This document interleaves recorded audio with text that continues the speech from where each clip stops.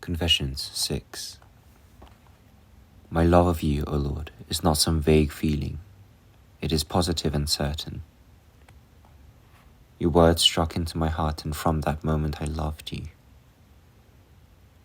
Besides this, all about me, heaven and earth and all that they contain proclaim that I should love you, and their message never ceases to sound in the ears of all mankind, so that there is no excuse for any not to love you.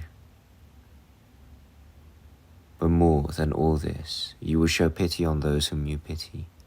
You will show mercy where you are merciful. For if it were not for your mercy, heaven and earth would cry your praises to deaf ears. But what do I love when I love my God?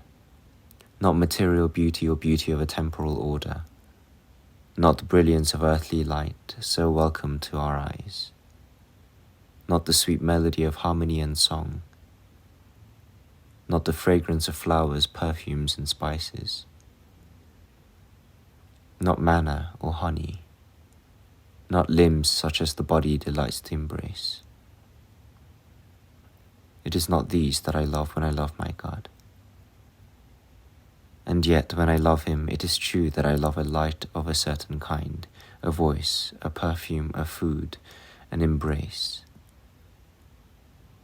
But they are of the kind that I love in my inner self, when my soul is bathed in light that is not bound by space, when it listens to sound that never dies away, when it breathes fragrance that is not borne away on the wind, when it tastes food that is never consumed by the eating, when it clings to an embrace from which it is not severed by fulfillment of desire. This is what I love when I love my God. But what is my God? I put my question to the earth. It answered, I am not God, and all things on earth declared the same. I asked the sea and the chasms of the deep and the living things that creep in them. But they answered, we are not your God. Seek what is above us. I spoke to the winds that blow, and the whole air and all that lives in it replied, Anaximenes is wrong. I am not God. I asked the sky, the sun, the moon, and the stars, but they told me, neither are we the God whom you seek. I spoke to all the things that are about me, and all that can be admitted by the door of the senses, and I said, since you are not my God, tell me about him. Tell me something of my God.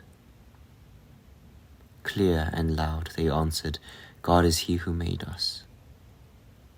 I asked these questions simply by gazing at these things, and their beauty was all the answer they gave.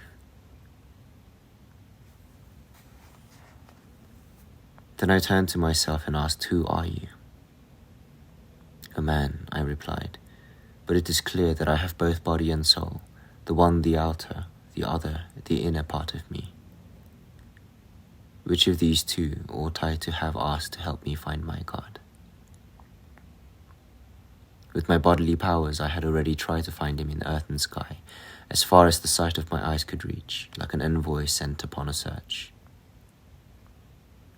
But my inner self is the better of the two, for it was to the inner part of me that my bodily senses brought their messages. They delivered to their arbiter and judge the replies which they carried back from the sky and the earth and all that they contain, those replies which stated, we are not God, and God is he who made us. The inner part of man knows these things through the agency of the outer part. I, the inner man, knows these things. I, the soul, know them through the senses of my body. I asked the whole mass of the universe about my God, and it replied, I am not God.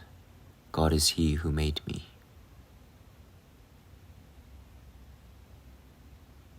Surely everyone whose senses are not impaired is aware of the universe around him. Why then does it not give the same message to us all? The animals, both great and small, are aware of it, but they cannot inquire into its meaning, because they are not guided by reason, which can sift the evidence relayed to them by their senses. Man, on the other hand, can question nature. He is able to catch sight of God's invisible nature through his creatures, but his love of these material things is too great. He becomes their slave, and slaves cannot be judges. Nor will the world supply an answer to those who question it, unless they also have the faculty to judge it. It does not answer in different language. That is, it does not change its aspect according to whether a man merely looks at it or subjects it to inquiry while he looks. If it did, its appearance would be different in each case. Its aspect is the same in both cases, but to the man who merely looks, it says nothing, while to the other it gives an answer. It would be nearer the truth to say that it gives an answer to all, but it is only understood by those who compare the message it gives them through their senses with the truth that is in themselves. For truth says to me, your God is not heaven or earth or any kind of bodily thing. We can tell this from the very nature of such things, for those who have eyes to see know that their bulk is less in the part than in the whole. And I know that my soul is the better part of me because it animates the whole of my body. It gives it life, and this is something that no body can give to another body. But God is even more. He is the life of my soul.